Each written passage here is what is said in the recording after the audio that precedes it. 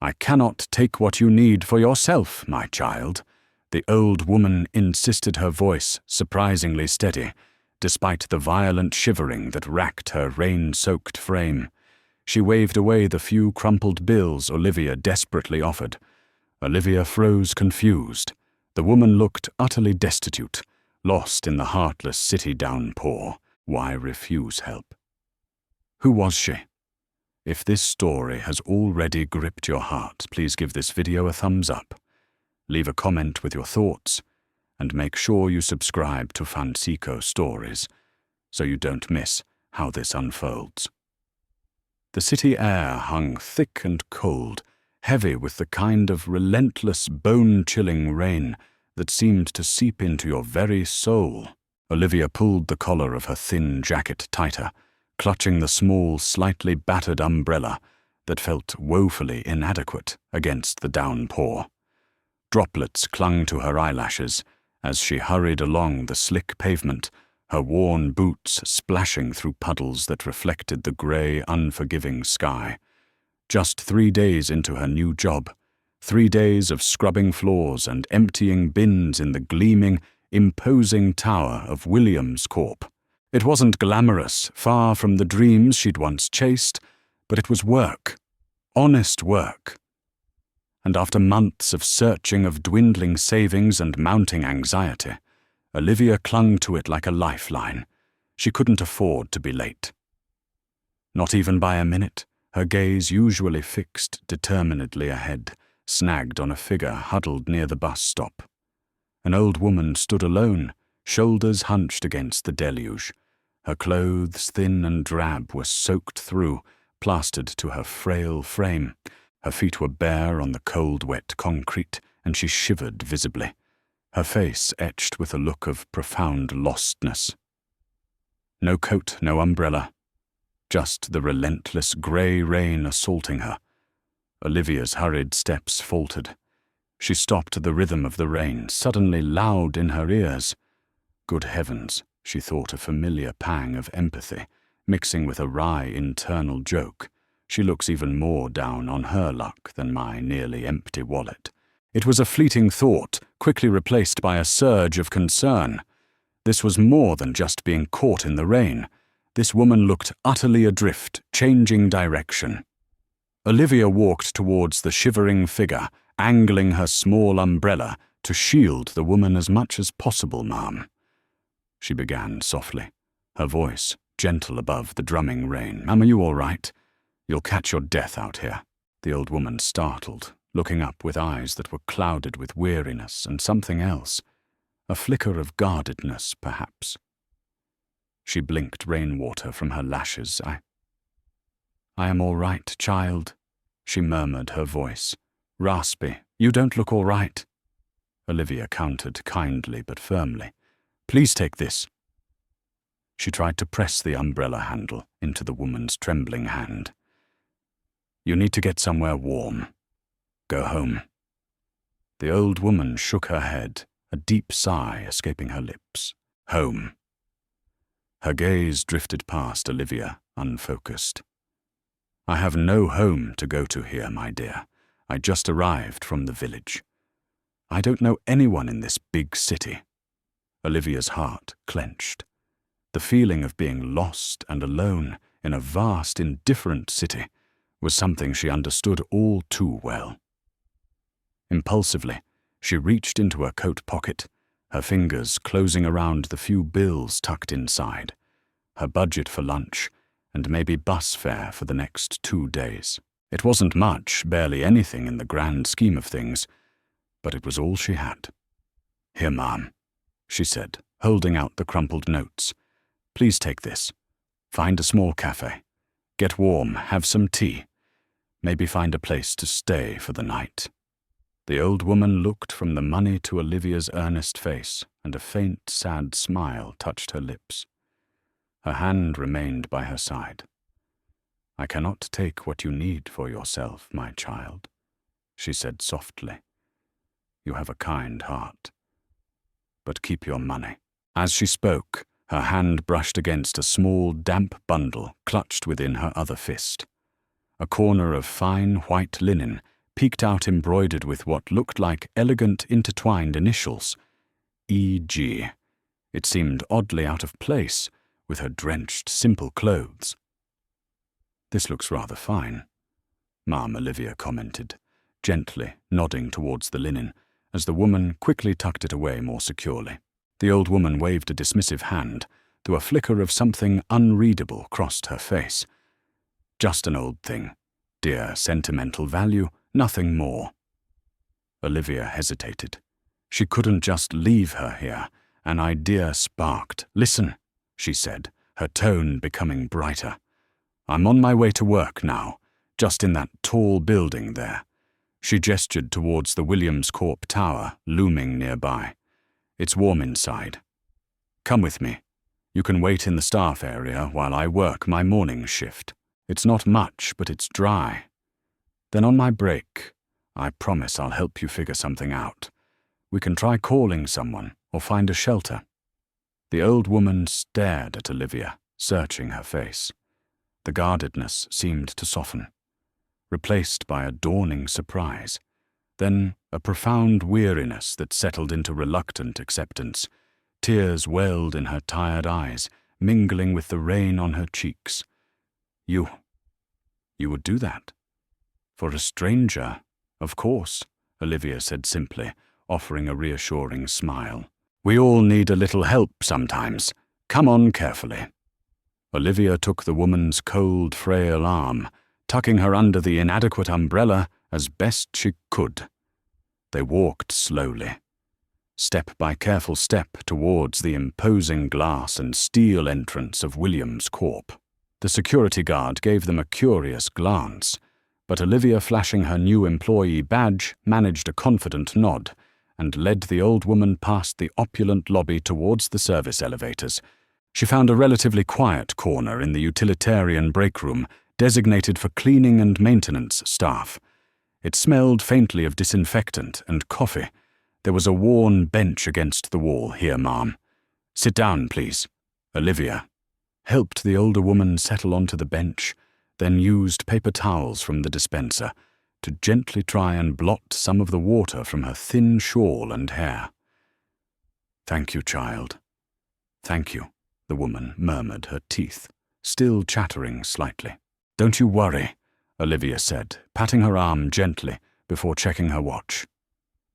"I have to start my shift now, but my break is in about 4 hours. You rest here. Stay warm.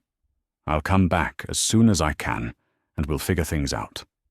I promise." The old woman, who Olivia now mentally thought of as Eleanor, perhaps after seeing the initials, managed a weak but genuine smile and nodded. "May the heavens bless you, dear girl." As Olivia hurried away towards her duties, Eleanor watched her go. She leaned her head back against the cool wall, the weariness of the journey and the biting cold settling deep in her bones. The girl's kindness was unexpected to Unwin. A warmth flickered in the old woman's chest, quickly followed by the familiar, steely resolve. This test was necessary for Ethan's sake. She closed her eyes, the rhythmic hum of the building, a low counterpoint to the storm still raging outside and inside her own heart. 4 hours later, the rhythmic squeak of Olivia's cleaning cart finally fell silent as her break time arrived. The rain outside had subsided, replaced by a weak, watery sunlight that did little to warm the air, but at least promised a drier walk. Olivia felt a small knot of relief in her stomach. She quickly checked on Eleanor, who seemed to be resting more comfortably on the bench, her eyes closed. "I'll be back soon." "Eleanor," Olivia whispered, grabbing her worn purse. "Just going to get us something warm to eat." Eleanor's eyes fluttered open, offering a small, grateful smile. "Thank you, dear." Olivia hurried out, navigating the bustling lunchtime streets. Her budget was tighter now that she was buying for 2, but the thought of Eleanor's tired face spurred her on.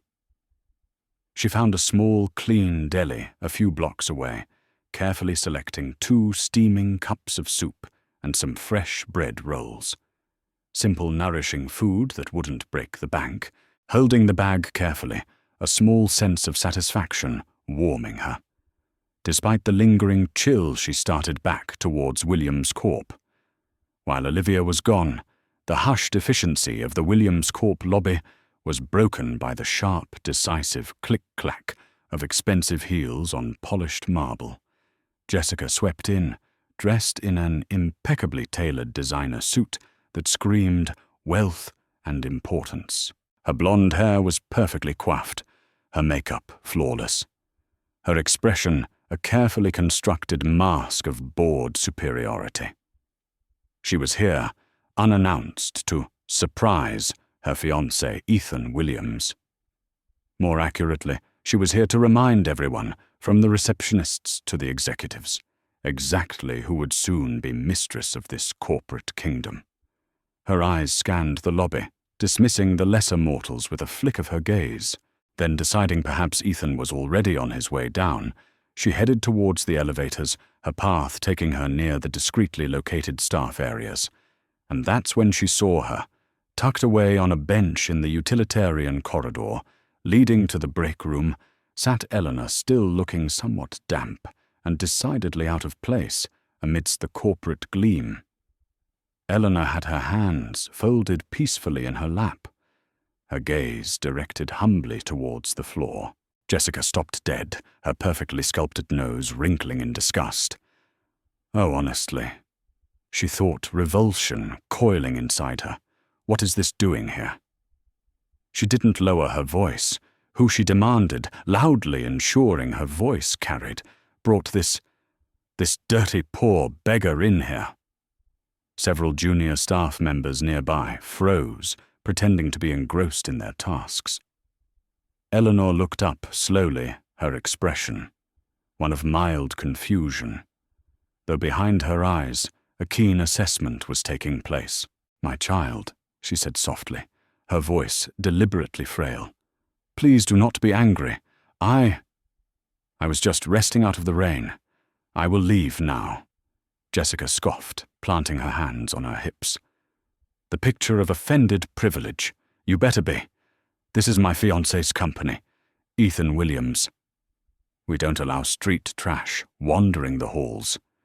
You are certainly not needed here. You filthy old woman, now get out." Eleanor sighed a delicate sound that barely masked the steel beneath. She shook her head slowly, looking directly at Jessica.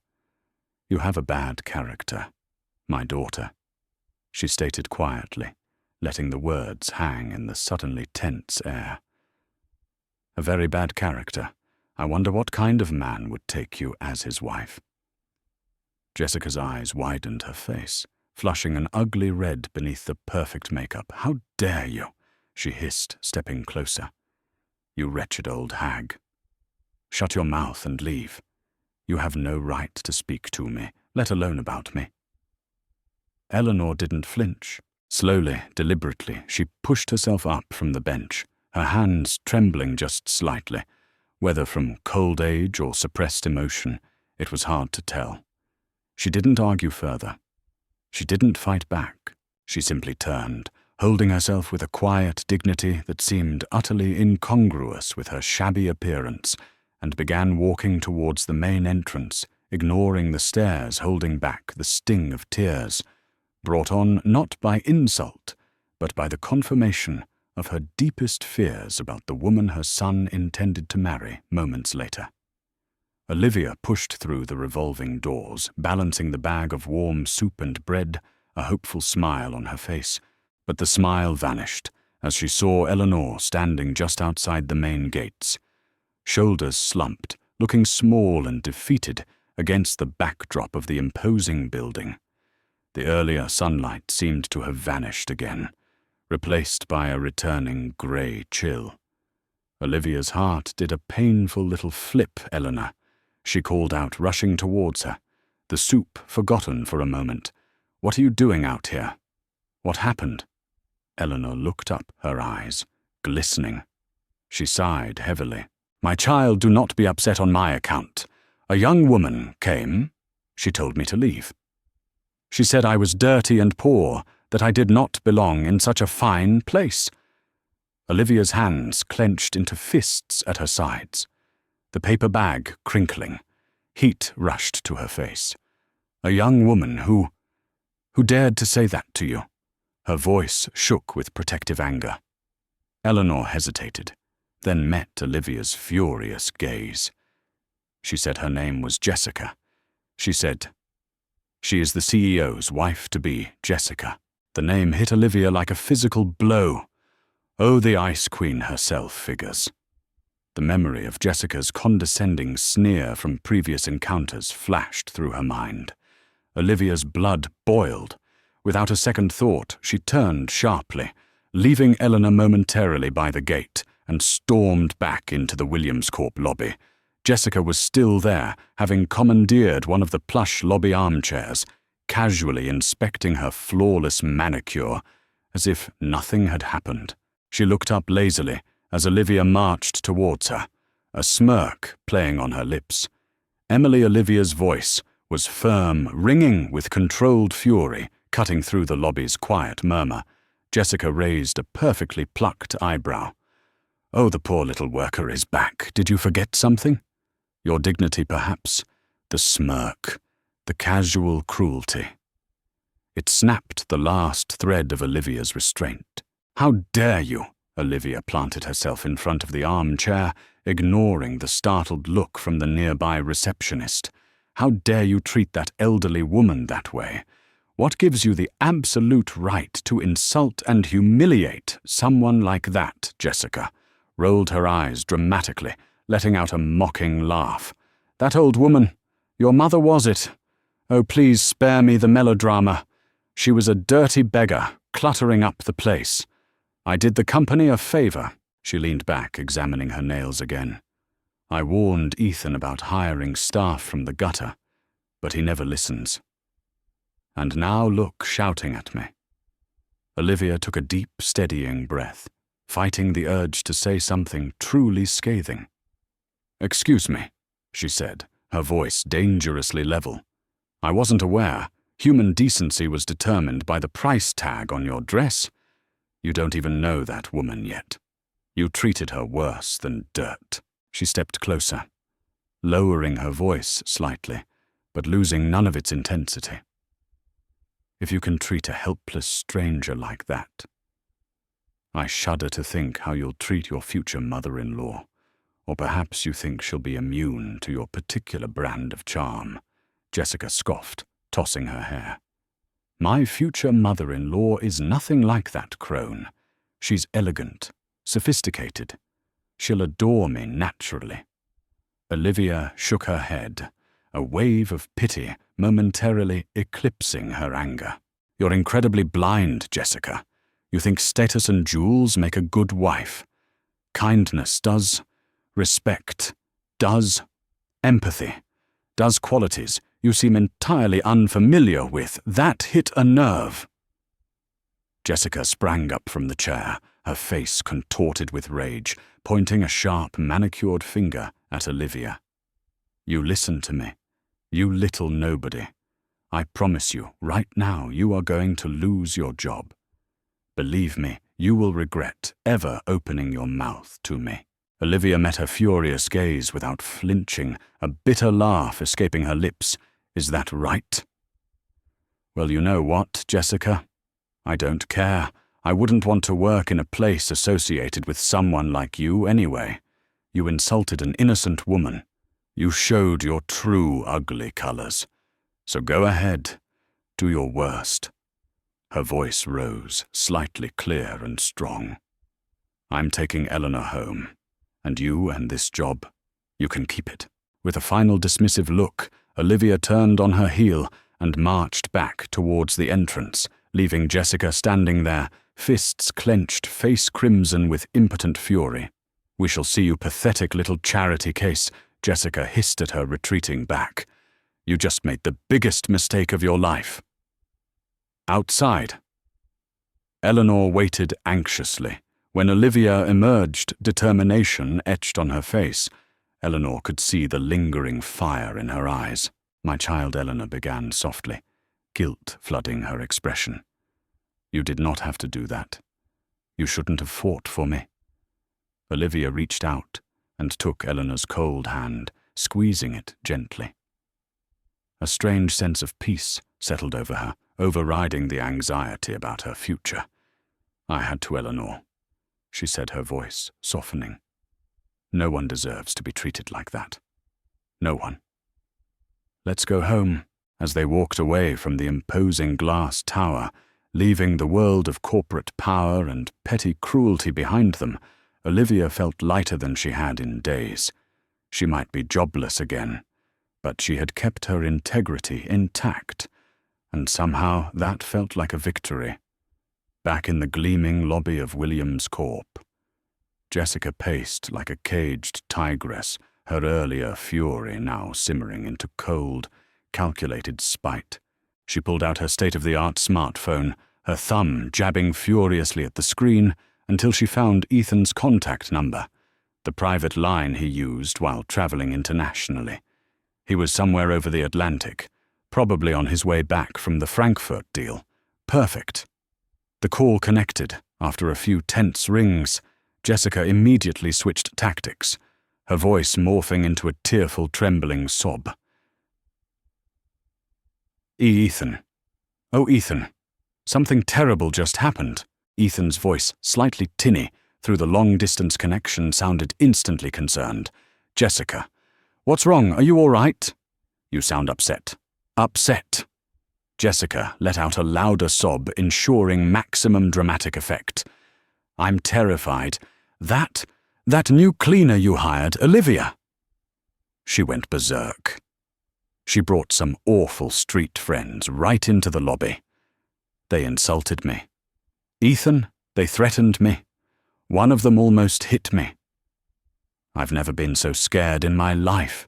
She conveniently omitted any mention of Eleanor or her own actions. She even screamed she didn't care about the job and stormed out. There was a pause on the line, filled only by the faint crackle of static. Ethan sighed a sound, heavy with weariness, even across the miles. Olivia, the cleaner. "Are you sure?" He sounded perplexed, perhaps recalling a brief positive note about a diligent new hire from his office manager before he left. "Yes, Ethan. Positive." Jessica insisted, sniffing pitifully. "It was dreadful. You have to do something. I can't feel safe coming to your office if people like that are allowed to run wild." Another pause. Then Ethan's voice, firmer now, laced with annoyance, and the decisiveness of a CEO used to solving problems quickly, even from afar. "All right, Jessica. Calm down. Go home and rest. I'll have Harrison deal with it immediately. Consider it handled?" "Oh, thank you, baby." Jessica purred the tills, vanishing as quickly as they'd appeared. She needs to be taught a lesson. She disconnected, a triumphant, cruel smile spreading across her face. Mr. Harrison Ethan's stern, long-serving head of operations would handle it, and Harrison never failed to execute Ethan's directives. Meanwhile, Olivia and Eleanor had just reached the small, unassuming apartment building Olivia called home. The contrast with the opulent Williams Corp tower couldn't have been starker. The paint was peeling slightly on the front door. The hallway smelled faintly of old cooking and damp concrete. But inside Olivia's one-room apartment, everything was spotlessly clean, tidy and arranged with care. An old but comfortable-looking armchair sat near a small window. A neatly made mattress lay on the floor in one corner, serving as a bed, and a tiny kitchenette occupied the opposite wall. It wasn't much, but it was home. Olivia helped Eleanor onto the armchair, then bustled around the kitchenette reheating the soup she'd bought earlier. The aroma began to fill the small space, a comforting counterpoint to the gloom outside the window, as she poured the soup into two mismatched mugs. Her phone buzzed sharply on the small table. She glanced at the unfamiliar number, frowning slightly before answering. "Hello, is this Olivia Reyes?" The voice was male, deep formal, and carried an air of authority that immediately put Olivia on alert. "Yes, speaking. Who is this?" "This is Marcus Harrison, head of operations at Williams Corporation." Olivia's stomach tightened. "Oh yes, Mr. Harrison. How can I help you?" "Ms. Reyes," the voice continued, devoid of warmth. "I'm calling regarding an incident reported by Ms. Jessica Albright this afternoon at the company premises. An incident involving yourself and alleged associates, causing a disturbance and threatening Ms. Albright." Olivia gripped the phone tighter. "Mr. Harrison, that's not what happened at all. Ms. Albright insulted and evicted an elderly woman who I had brought in out of the rain. I merely defended the woman. There were no associates, no threats from my end. Only a defense of common decency. Ms. Albright's report states otherwise," Mr. Harrison said flatly. "She reported feeling threatened and that you behaved aggressively and unprofessionally before abandoning your post." "But that's a lie," Olivia protested, frustration rising in her voice. "Anyone in the lobby could tell you." Miss Reyes Harrison cut her off coolly, given the report from the fiancé of our CEO and your recent hiring date. "Mr. Williams has instructed me to terminate your employment, effective immediately. Please arrange to collect any personal belongings tomorrow morning between 9 and 10 a.m. Security will escort you." The finality in his tone hit Olivia like a physical blow, fired just like that. Based on the lies of a woman like Jessica, disappointment warred with indignation. Then, strangely, a wave of weary resignation washed over her. Fantastic, she thought, a hysterical little bubble of dark humor rising internally. Unemployed again after 3 days. Must be a new personal record. She took a breath. "Understood, Mr. Harrison," she said, her voice surprisingly calm now. "Though I assure you, Mr. Williams is making a decision based on false information. Thank you for letting me know." She ended the call before he could reply, placing the phone down with a quiet click. Eleanor had been watching her, her expression full of concern. "My child, what is it? Bad news?" Olivia forced a smile, turning back to the soup. "That was my former boss's office." "Eleanor, it seems I've been fired." Eleanor gasped, her hand flying to her chest. "Oh, my dear, because of me. Because you stood up for me." Guilt flooded her features. Olivia quickly shook her head, setting the mugs of soup on the small table. "No, Eleanor, don't you dare think that. It was because of that woman, Jessica, and her lies. If I lost my job for doing the right thing, then I don't regret it for a second." She sat down opposite Eleanor. "Please eat your soup while it's warm." They ate in silence for a few moments, the simple soup tasting surprisingly good. Eleanor, however, seemed troubled, pushing the bread around her mug. Finally, she looked up, her eyes. "Serious, Olivia." "My child," she began hesitantly. "You have shown me such kindness today, more than I have seen in a long time. And seeing how you stood up for what is right, it confirms what I hoped." Olivia looked at her curious. "What you hoped?" Eleanor took a deep breath. "I told you I came here from the village. That part is true, but I came for a specific reason. I came to find a wife for my son." Olivia blinked, surprised. "Your son, yes." Eleanor nodded. "His name is Ethan. He is a good man, Olivia. Truly hard-working, intelligent kind. But he has had some disappointments. He works simple jobs, struggles to make ends meet. He has no money, no wealth to speak of." She leaned forward slightly. "But he has a good heart, and I worry he will never find someone who sees that heart, someone who values him for who he is not, for what he doesn't have. Olivia smiled gently. That's a mother's worry, Eleanor.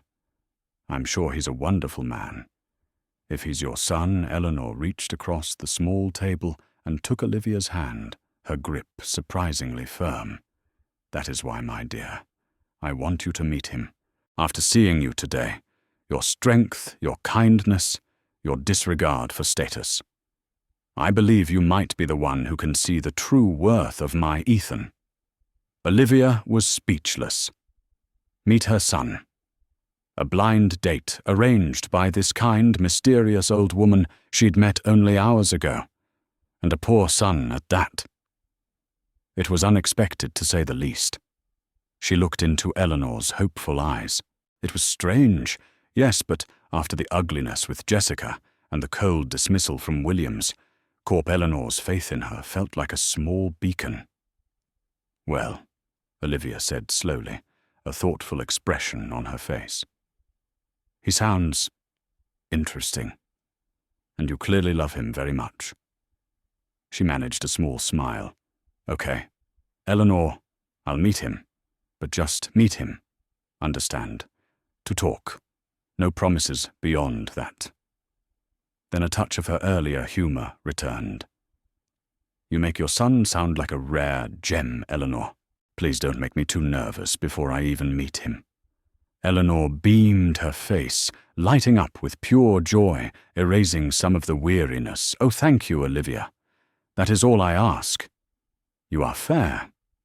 And don't worry, she added, a twinkle in her eye. He may be poor in pocket, but he is rich in spirit, and quite handsome too. If I may say so myself, Olivia chuckled, shaking her head.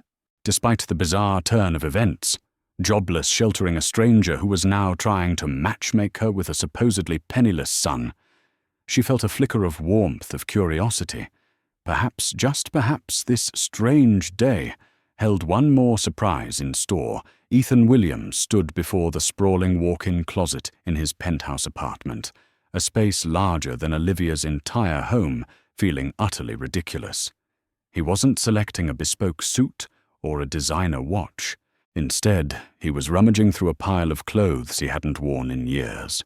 Faded jeans from a college charity drive, a plain, slightly stretched t-shirt, and sneakers that had seen better days during a brief, ill-advised hiking phase. His mother Eleanor had briefed him thoroughly after returning home the previous evening, recounting Olivia's kindness, her integrity in the face of Jessica's vitriol, and her surprising willingness to meet her supposedly impoverished son. Eleanor had given him Olivia's number with a knowing look. She has a good heart, Ethan, she'd said firmly, but she deserves honesty eventually. Don't draw this out longer than necessary. He knew she was right. Part of him recoiled from the deception. He, Ethan Williams, CEO of a multi-million-dollar corporation, pretending to be a struggling handyman. It felt absurd, almost demeaning. Yet the sting of past betrayals, women who had seen only his bank balance, not him, was still sharp, and the raw, unfiltered admiration in his mother's voice when she spoke of Olivia. He had to know, was this girl truly different, or was it just another performance? He had to be sure, for his mother's sake, and perhaps for his own fragile hope. He ditched his platinum credit card, his sleek smartphone, and his Patek Philippe watch, substituting them with a cheap pay-as-you-go phone and a handful of cash. He practiced roughing up his usually precise manner of speaking, slumping his shoulders slightly. Looking in the mirror, he barely recognized the man staring back. Good. That was the point. Taking a deep breath, he dialed Olivia's number, the cheap phone feeling alien in his hand. He deliberately pitched his voice a little lower, a little less crisp than usual. Hello, may I speak with Olivia Reyes? Speaking, her voice came through, clear and pleasant. Hi, Olivia. This is Ethan Gable. My mother Eleanor gave me your number. A slight pause, Then warmth entered her tone. "Oh yes, Ethan. Eleanor mentioned you. It's nice to finally speak with you." "Likewise," he said, forcing a casualness he didn't feel. "Listen. Mum told me you were kind enough to agree to meet. I was wondering, would you be free sometime tomorrow? Maybe around 2. Tomorrow at 2. "Sounds fine," she agreed readily. "Where did you have in mind?" He scrambled for a suitably humble location. "There's a small park near the main market on Elm Street. It's usually quiet, has some benches. We could just talk there. The park on Elm." "Sure, I know it. That sounds perfect. See you then, Ethan. Great, looking forward to it. Olivia, bye." He ended the call, a strange mix of anticipation and guilt churning within him. The next day, Ethan arrived at the designated park a good 20 minutes early. He chose a weathered wooden bench beneath a large oak tree, trying to look inconspicuous as he watched joggers and mothers pushing strollers. The sun was warmer today, filtering through the leaves. At exactly 2 o'clock, he saw her approaching. Olivia wore a simple sundress, her hair tied back casually, and she carried an air of quiet resilience that he found immediately captivating. She scanned the park, her eyes landing on him. He offered a tentative wave, and a genuine smile lit up her face as she walked over Ethan. She asked, sitting down beside him, leaving a comfortable space between them. "That's me," he replied, returning her smile, feeling a strange pull towards her openness. "And you must be Olivia. It's really nice to meet you. My mum hasn't stopped talking about how kind you were." Olivia blushed faintly. "Your mother is a very sweet woman. I was just glad I could help a little." She tilted her head, studying him for a moment with open curiosity. You know, she began, a playful light dancing in her eyes. "It's funny, my old boss, the one I just parted ways with. His name was Ethan too." Ethan forced a chuckle, hoping it sounded natural. "Here we go," he thought. "Oh really, small world." "Tell me about it," Olivia sighed dramatically, folding her arms. "Must be something about that name. Attracts interesting situations." She paused, then leaned forward, conspiratorially lowering her voice with mock seriousness. "But that Ethan, oh boy, let's just say, I suspect his common sense might have been permanently misplaced during a hostile takeover." Ethan choked back a laugh, coughing slightly. "Sounds like quite the character." She has no idea. "Character is one word for it," Olivia said wryly, then waved a hand dismissively. "Anyway, enough about my employment. Woes. Your mum said you're hard-working. What kind of work do you do?" He scrambled for his pre-prepared vague backstory. "Oh, you know, a bit of this, a bit of that. Odd jobs mostly. Construction delivery work when I can get it. Trying to make ends meet."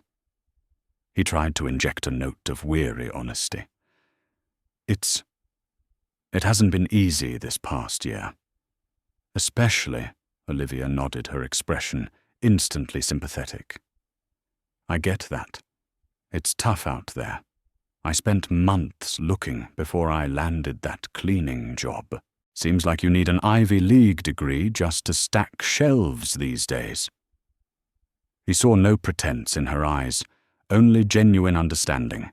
They talked easily after that.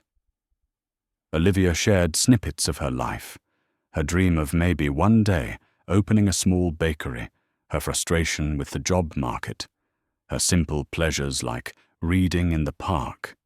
She spoke with a refreshing lack of bitterness, despite her recent setbacks. Ethan, in turn, offered carefully curated details about his struggles, his supposed simple life, focusing mostly on his deep affection and respect for his mother, Eleanor. This part, at least, was entirely true, and he spoke with genuine warmth. She sacrificed everything for me after my father passed away, he said, looking down at his hands, deliberately avoiding her gaze, partly from guilt, partly from real emotion. Worked 2 jobs, never complained. Everything I am, I owe to her. Olivia's eyes softened. That's beautiful. She clearly adores you too. The way she spoke about you. Any man who values his mother like that. She paused, then met his eyes directly. Is a man worth knowing? Her simple, heartfelt words struck him more profoundly than any compliment he'd ever received about his success or wealth. He felt a warmth spread through his chest, tangled inextricably with the sharp prickle of his deceit. This woman, he thought, she sees value where others see nothing. As they talked, a vendor pushing an ice cream cart ambled past. "Oh, ice cream," Olivia exclaimed like a kid. "My treat. To celebrate. Well, celebrating being unemployed, I guess." She laughed already, reaching for her purse. Ethan panicked slightly. His wallet contained only large bills he'd grabbed hastily. "Oh no, really, I couldn't." "Nonsense." Olivia waved him off already, ordering 2 simple cones. She paid with a few coins and handed him one. "There, sometimes a little ice cream makes everything better." He took the cone, feeling strangely humbled. He who could buy the entire ice cream company was being treated by this kind, nearly broke young woman. The irony was thick enough to taste sweeter and more bitter than the melting vanilla.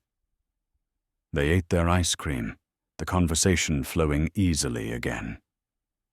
He found himself genuinely laughing at one of her witty observations about city life. He admired her resilience, her lack of self-pity, her easy laughter. She was everything. Jessica wasn't authentic, compassionate, grounded. The afternoon sun began to dip lower, casting long shadows across the grass. "Wow. Look at the time," Olivia said. "Surprised I should probably head home. But this was really nice, Ethan." "It really was, Olivia," he said, sincerely, standing up as she did. "I enjoyed talking to you. A lot, me too."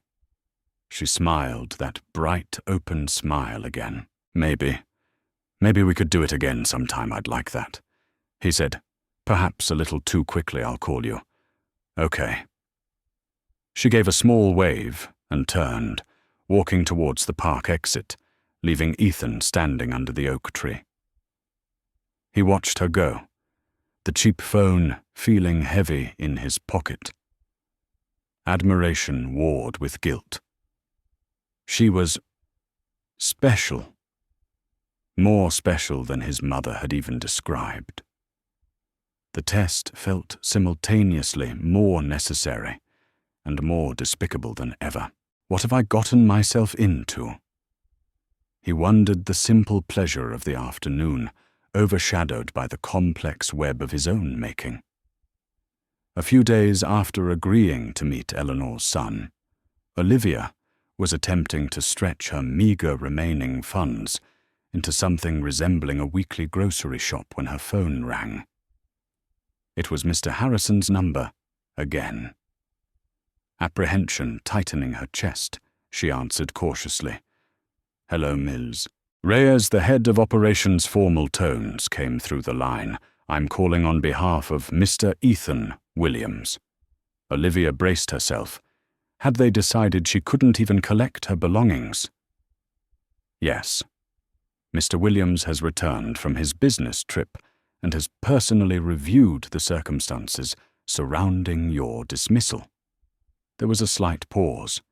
He acknowledges that the situation was handled poorly based on incomplete information. He extends his sincere apologies.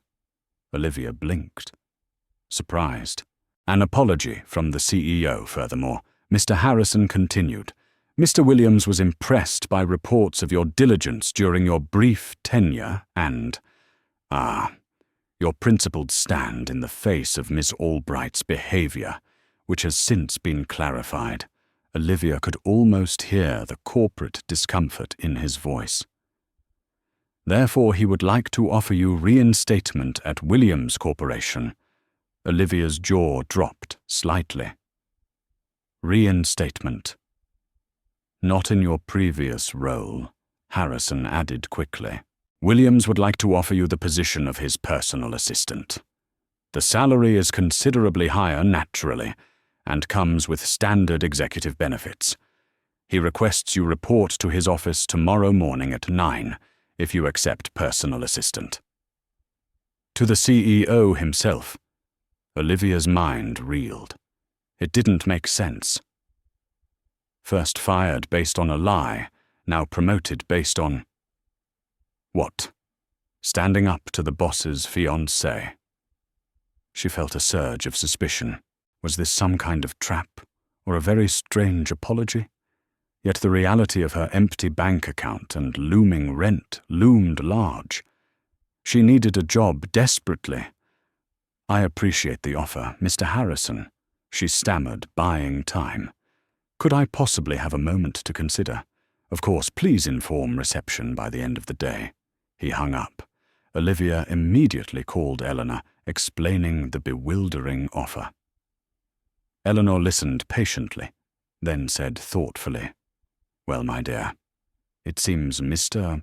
Williams recognized his mistake and perhaps saw your true character. Such positions are rare opportunities. Perhaps you should take it." Her encouragement, though gentle, felt oddly certain, conflicted, but swayed by Eleanor's quiet confidence and her own pressing needs. Olivia called back and accepted. The next morning, Olivia stood before the mirror, smoothing down the skirt of her best, and only, interview suit. She felt a whirlwind of nerves and confusion. Reporting to the executive floor felt like entering another world. As she rode the plush, silent elevator upwards, she clutched her purse tightly. The CEO's office suite was intimidatingly luxurious, all polished wood, soft lighting, and abstract art. A chic, professional executive secretary directed her towards the inner office. Taking a deep breath, Olivia knocked. "Come in." The voice was deep, confident, familiar. She pushed the door open and stepped inside, and froze. Sitting behind a massive, gleaming desk looking directly at her was Ethan Williams, the CEO, and he looked, impossibly startlingly, like Ethan Gable, the poor Ethan she'd met in the park just days ago. Her mind stuttered. The resemblance was uncanny. The same dark hair, the same strong jawline. Maybe a little more polished, wearing a suit that probably cost more than her entire apartment's rent for a year. But the structure, the eyes, could it be? No. It was absurd. A coincidence. A very, very strange coincidence. Miss Reyes, Olivia, please, come in. Sit down. CEO Ethan gestured towards a chair opposite his desk, his expression professionally courteous, though Olivia thought she detected a flicker of something else, amusement, recognition, in his gaze before it vanished. She managed to walk to the chair on legs that felt suddenly unsteady, sinking into the soft leather.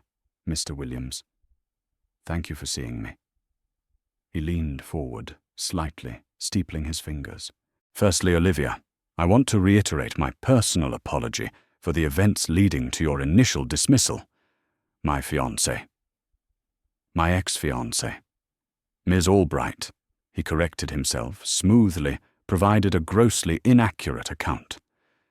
"Your actions in defending an elderly visitor were commendable, and your departure was a serious misjudgment on my part, influenced by misinformation. While I was abroad, I hope you can accept my apology." His apology sounded sincere. The mention of Jessica being his ex-fiancée was interesting. Olivia nodded, still trying to reconcile the man before her with the man from the park. "Apology accepted, sir. Thank you." "Good." He smiled, a flash of startling charm. Now about the PA role. The following weeks were a dizzying blend of demanding work and simmering unease for Olivia. CEO Ethan was a challenging boss, sharp, exacting, expecting peak efficiency, but he was also surprisingly fair, acknowledging good work. Yet the resemblance to poor Ethan nagged at her.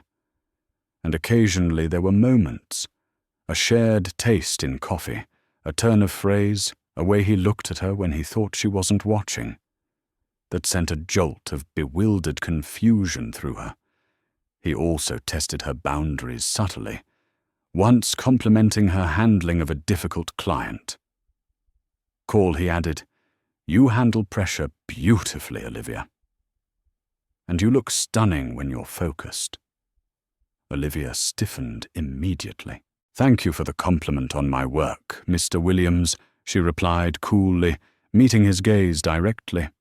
"I prefer to keep our interactions strictly professional." He raised an eyebrow, then inclined his head. "Point taken, Ms. Reyes. My apologies if I overstepped." He seemed almost impressed by her rebuke. Feeling increasingly unsettled, Olivia confided in her new confidants. She told Eleanor about her uncanny look-alike boss. Eleanor chuckled softly. "Oh, my dear, perhaps you're just seeing Ethan everywhere now that you like him so much. The heart plays tricks, you know," she called poor Ethan that evening. "Ethan, you won't believe this." She sighed into the phone, pacing her small room. "My boss, the CEO, he looks so much like you. It's freaking me out. And today, he actually made a comment about how I looked. It felt off, poor." Ethan's voice held a note of carefully feigned surprise, mixed with something she couldn't quite place. "Amusement. Your boss looks like me. Wow, maybe I have a rich twin I never knew about." Olivia laughed despite herself. Seriously, though, he continued, his tone becoming supportive. "Don't let it get to you. Some bosses are just awkward. You said he apologized, right? Just keep being professional. Stand your ground. You need this job, Olivia. Don't let one weirdo boss chase you away. Unless the weirdo boss is actually me." Ethan thought guilt twisting inside him, even as he admired her loyalty. "Just focus on the work, Olivia," he advised aloud. "Maybe he just has bad eyesight and thinks you're someone else." As long as he pays well, his reassurances helped, but the unease lingered. The situation escalated one afternoon when Jessica Albright stormed into the executive suite, bypassing the secretary and barging straight into Ethan's office, where Olivia was reviewing his schedule. "Ethan," Jessica shrieked, her face a mask of fury. "What is she doing here? I thought you fired this little gold digger." Ethan looked up from his papers, his expression turning instantly cold.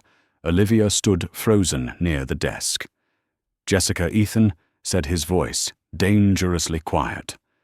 "We are finished, and Olivia is my personal assistant.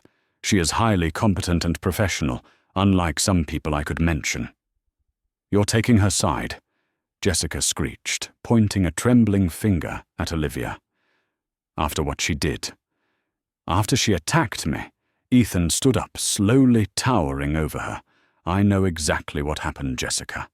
I know about your lies. I know how you treated an elderly woman that day. And I know how Olivia defended her. Now get out of my office. And don't come back." He pressed the intercom security to the CEO's office. "Please?" Jessica stared aghast as two burly security guards appeared promptly at the door. Defeated and humiliated, she let out a frustrated scream and stormed out, escorted by security. Olivia watched her go, a sense of vindication washing over her. Her boss, despite his strangeness, had defended her.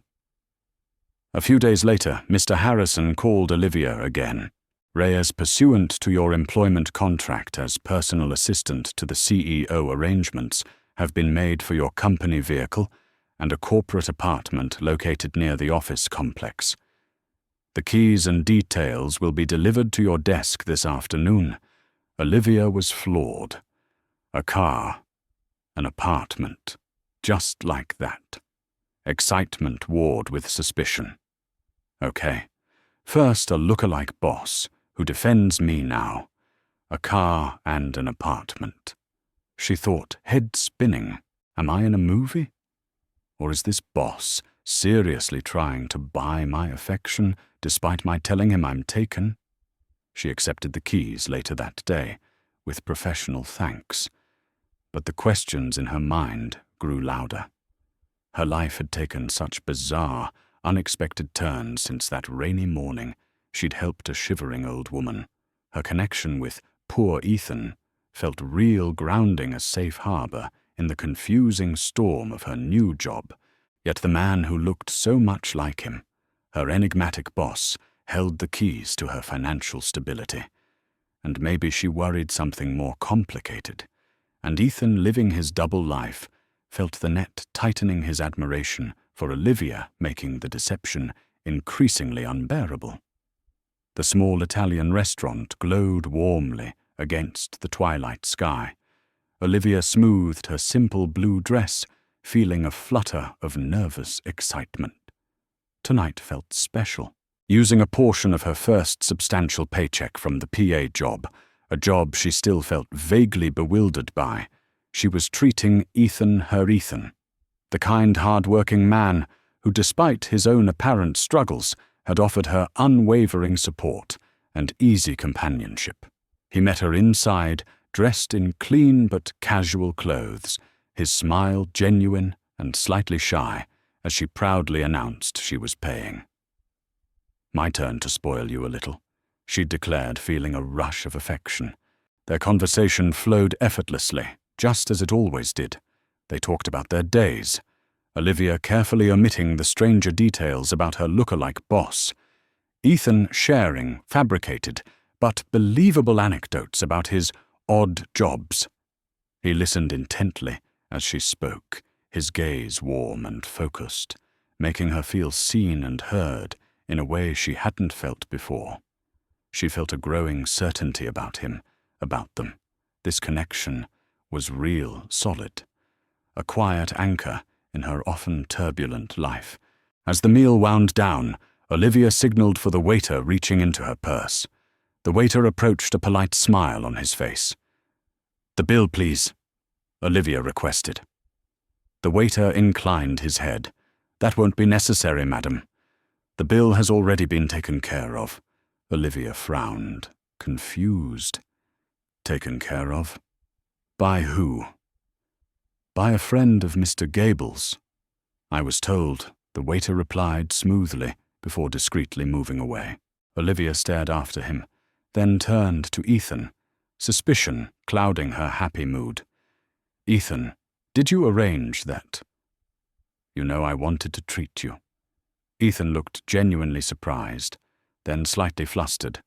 "Perhaps a little too convincingly, me, Olivia.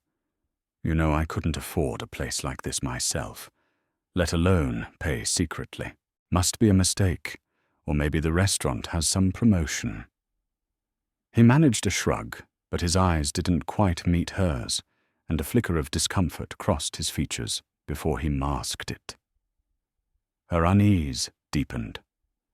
Something felt off, but before she could press further, Ethan reached across the table, covering her hand with his.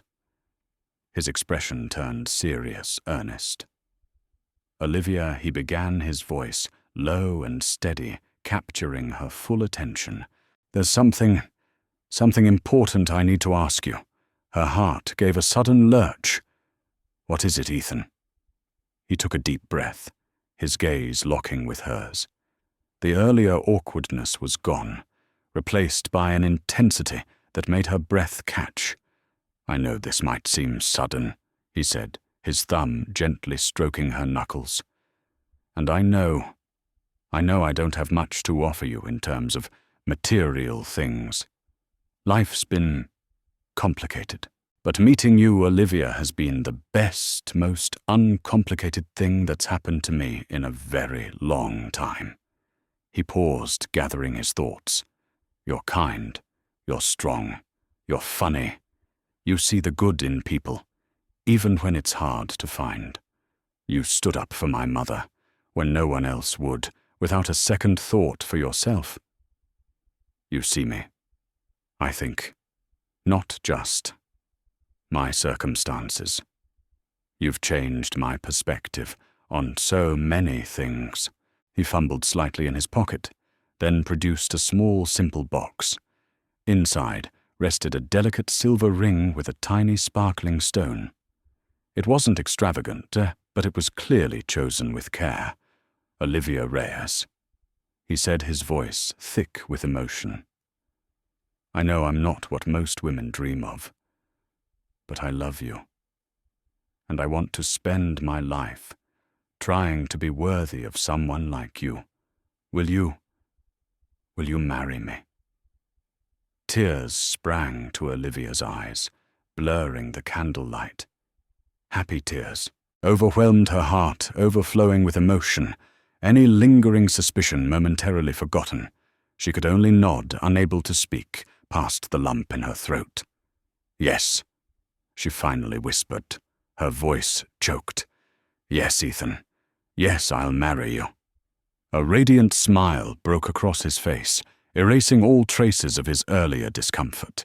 He slid the ring onto her finger, his hand trembling slightly. You just made me the happiest man in the world, he murmured, leaning across the table to gently kiss her tear-streaked cheek. She laughed softly, wiping her eyes, the simple ring feeling like the most precious jewel on earth. A few days later, buzzing with happiness, Olivia answered a call from Eleanor. Olivia, my dear. Eleanor's voice sounded thrilled. Ethan told me the wonderful news. Oh, I am absolutely overjoyed.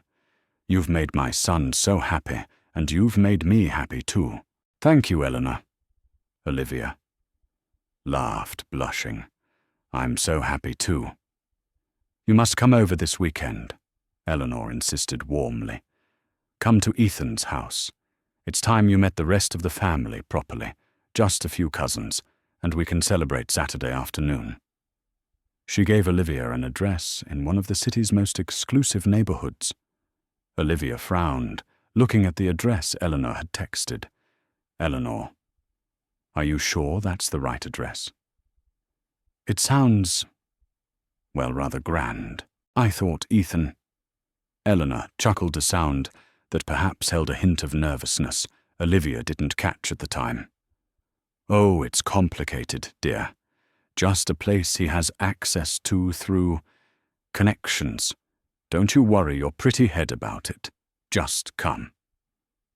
2:00 on Saturday will be waiting, filled with anticipation and only a faint prickle of confusion about the address Olivia spent the next few days floating on air. Saturday arrived, bright and clear.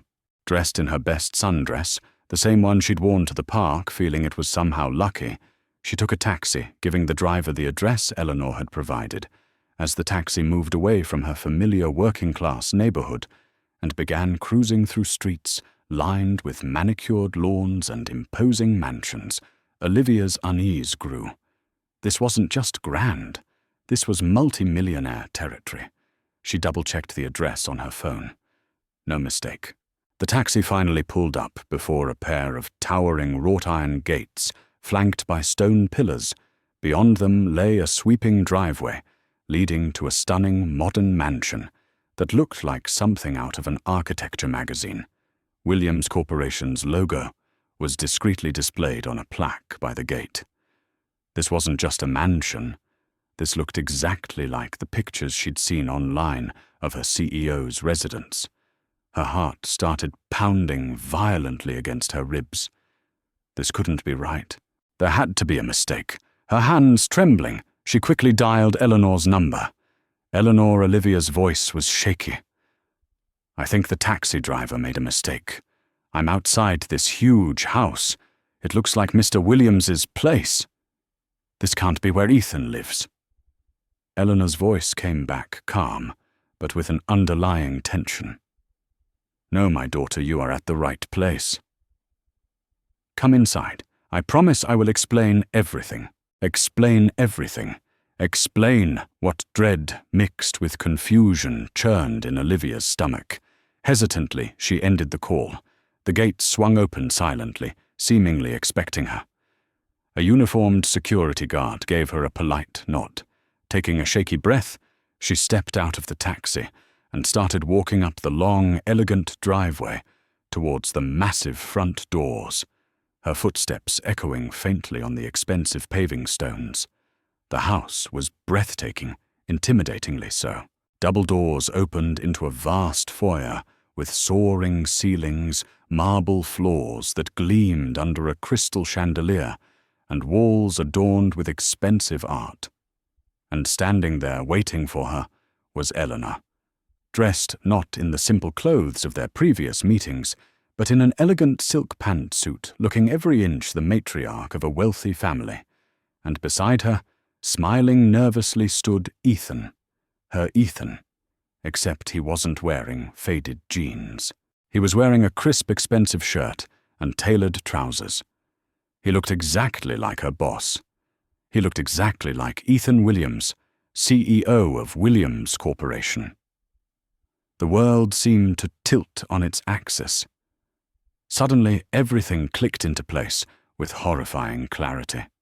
The uncanny resemblance, the mysteriously paid dinner bill, the job offer, the promotion, the car, the apartment, Eleanor's evasiveness about the address, the shared name. It wasn't a coincidence. It wasn't a mistake. It was a lie. A huge, elaborate, cruel lie.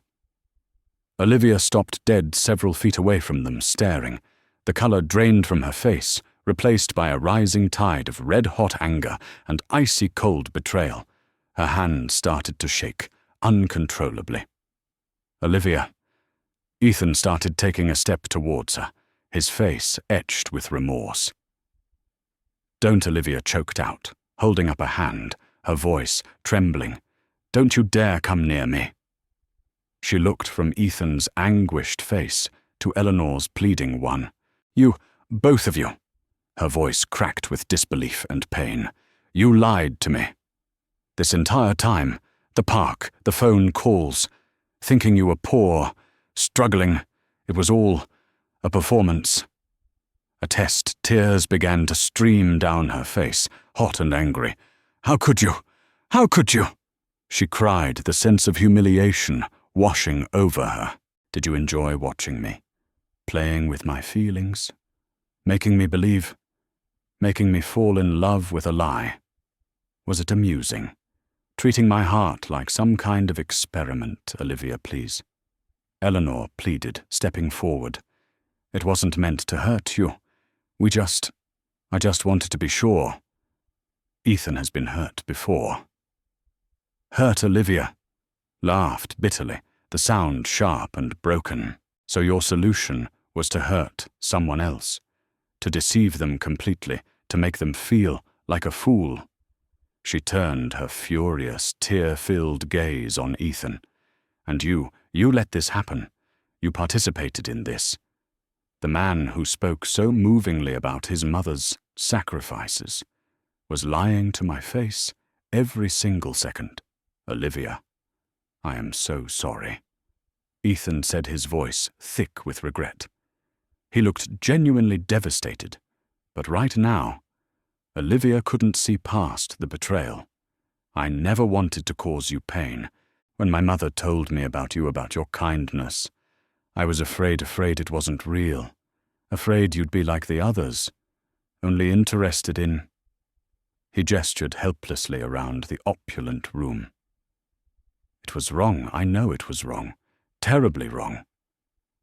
But my feelings for you, they became real. Everything I said about how I feel. That part wasn't a lie." His words barely registered. The pain was too raw, the sense of violation too deep. She felt stripped bare, her genuine emotions exposed and mocked by their elaborate charade. "I can't," she whispered, shaking her head violently, backing away towards the door. "I can't listen to this right now. I can't. I can't even look at you." She wrapped her arms around herself, feeling suddenly cold despite the luxurious surroundings I need. "I need to go. I need to think," without waiting for a response, not trusting herself to stay, without saying things she might regret. Even in her anger, Olivia turned and fled. She ran back down the long driveway, past the silent guard at the gate, tears blurring her vision, the beautiful sunny day, suddenly feeling bleak and empty. She didn't know where she was going, only that she had to get away from the lies, from the crushing weight of the truth. The heavy oak door of the mansion clicked shut behind Olivia, leaving her standing alone on the steps, the echo of her own angry words still ringing in her ears. The world felt tilted, unreal. She didn't take the offered car service Ethan numbly tried to arrange via his intercom. She walked, needing the physical act, the rhythm of her own feet on the pavement, to try and process the maelstrom of emotions churning inside her. Anger, betrayal, humiliation, and underneath it all a confusing, persistent ache for the Ethan. She thought she knew the man she had agreed to marry just days before. She ended up at the apartment of her closest friend, Chloe, a sharp-witted barista, who listened patiently as Olivia poured out the whole, unbelievable story, oscillating between furious tears and numb disbelief. "So let me get this straight," Chloe finally said, handing Olivia a much-needed cup of strong tea. "You met a supposedly poor guy, fell for him, found out he's actually your millionaire CEO boss, who looks exactly like him, because, spoiler alert, he is him, and his mother orchestrated the whole thing as some kind of twisted good wife test." Olivia nodded miserably, taking a sip of tea. "Pretty much sums it up. Wow," Chloe breathed. "Okay, forget my dating life being complicated. You win." Despite the gravity, a tiny watery chuckle escaped Olivia. Chloe leaned forward. "But seriously, Liv, what are you going to do?" "I don't know," Olivia whispered. "I feel like such an idiot. How could I not see it? But more than that, I feel so played. How can you build anything real on a foundation like that?" The following weeks were a blur of conflicted emotions. Olivia took a leave of absence from the PA job. She couldn't face Ethan Williams, CEO, not yet. She needed space desperately. She ignored the calls from both Ethan and Eleanor, initially letting them go unanswered. The buzzing of her phone, a jarring reminder of the mess her life had become. Ethan, for his part, respected her silence. Though it clearly cost him, there were no grand unwanted gestures, no floods of expensive gifts. Instead, a week after the disastrous reveal, a simple handwritten letter arrived at Chloe's apartment, forwarded by building security, who knew Olivia was staying there. It wasn't long, but every word felt weighed with genuine remorse. He didn't make excuses for the deception. He acknowledged the hurt he'd caused, the violation of her trust, calling it inexcusable. He wrote about his own past experiences, not as a justification, but as context for his fear and insecurity. He wrote about how meeting her even under false pretenses had fundamentally changed him, how her kindness and integrity had shone a light on his own cynicism. He didn't ask for forgiveness, not directly. He simply laid his regret bare, and ended by saying he would respect her decision, whatever it might be, but hoped one day she might find it possible to speak with him again. Olivia read the letter multiple times, her anger warring with a reluctant stirring of empathy. It sounded like him. The Ethan she'd connected with beneath the CEO facade and the poor Ethan disguise. Around the same time, Eleanor also reached out, requesting gently if Olivia would meet her for coffee in a neutral place. Hesitantly, Olivia agreed. Eleanor looked older, tired, her earlier, confident energy diminished. She apologized profusely, tears in her own eyes. "I was wrong, Olivia," she said softly, her voice thick with regret. "My desire to protect my son, to find him someone worthy, blinded me to the cruelty of our methods. I saw your goodness, and instead of trusting it, I put it through an unfair ordeal. I broke your trust, and I am truly, deeply sorry." She spoke more about Ethan's past, the real hurt that had made him so guarded. But like his letter, it felt like explanation and excuse. Slowly, cautiously, Olivia began to process. Chloe was a sounding board, offering pragmatic advice, mixed with sympathetic outrage. "He's got serious trust issues, girl," Chloe stated, and pulling a stunt like that, major red flag. But she conceded, "He does sound genuinely sorry, and you did actually like the guy before. You knew he owned half the city." Olivia wrestled with it. The deception was immense, but were his feelings, the connection they'd shared, entirely false? Hadn't she seen glimpses of the real Ethan, the man who loved his mother, the man who valued kindness, even through the disguise? And his actions since the reveal, the respectful silence, the honest letter, the lack of pressure. They spoke louder than grand apologies. After nearly a month of silence and soul-searching, Olivia called Ethan. Not Ethan. Williams. CEO. Just Ethan. She asked him to meet her back at the park on Elm Street, on the same bench where they first met, under false pretenses. He arrived looking nervous, hopeful, and profoundly apologetic. They talked for hours.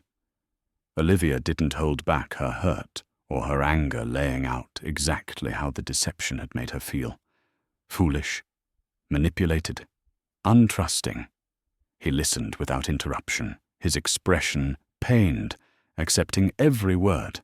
He answered her questions honestly about his past, about Jessica, about his fears. He was vulnerable in a way he hadn't been before. "I understand if you can never trust me again, Olivia," he said finally, his voice low. "I broke something precious, but I meant what I said when I proposed I love you, not because you passed some test, but because of who you are, and I will spend my life trying to earn back your trust, if you'll give me even the smallest chance." It was the honesty, the vulnerability, the complete lack of entitlement in his plea that finally reached her. She looked at him. Really looked at him. The CEO. The man who had pretended to be poor. But also the man who had made her laugh, who valued his mother, whose apology felt real. She realized her feelings were real too, tangled as they were, with hurt. Forgiveness wouldn't be instant, and trust would need to be rebuilt, brick by painstaking brick. But maybe it was possible. "Okay, Ethan," she said softly, the words feeling momentous. "Okay, we start again. Slowly and with absolute brutal honesty from now on. No more tests, no more secrets." She managed a small, watery smile, adding with a flash of her old spirit. "And from now on, if you lie about anything, even about whether you like my cooking, you're on dish duty for a month." A look of immense relief washed over his face, followed by a tentative smile that reached his eyes. "Deal," he said readily. A lifetime of dish duty is a small price to pay. The path forward wasn't always smooth. There were moments of doubt, flickers of insecurity on Olivia's part, times when Ethan had to work harder to reassure her through actions, not just words.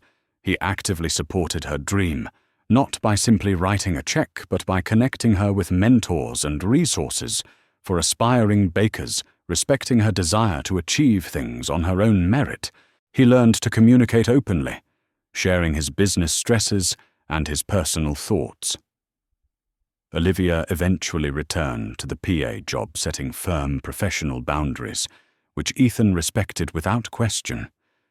She even developed a genuine, albeit more cautious, relationship with Eleanor, occasionally teasing her.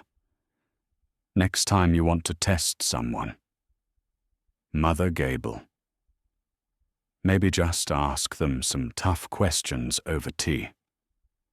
My heart can't take another surprise like that. Chloe remained her pragmatic confidant. So you landed the prince, after all, she teased one day. Just make sure he leaves the disguises in the costume box from now on. Olivia just laughed. Months later, they stood before their closest friends and family, including a beaming Eleanor and a supportive Chloe, exchanging vows.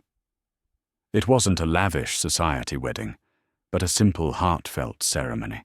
It wasn't a fairy tale ending because they both knew real life, real trust required ongoing effort. Later that week, they weren't on an exotic honeymoon. Instead, they spent an afternoon volunteering at a local community kitchen, the very one Ethan had quietly supported after learning about Olivia's passion for feeding people. As they stood side by side chopping vegetables, the comfortable silence filled with shared purpose. Olivia glanced at Ethan. He caught her eye and smiled, a real open smile free from deception or pretense. The scar from the lie might always be there, a faint reminder of the tumultuous path they'd taken. But looking at him now, Olivia felt a deep, quiet sense of peace.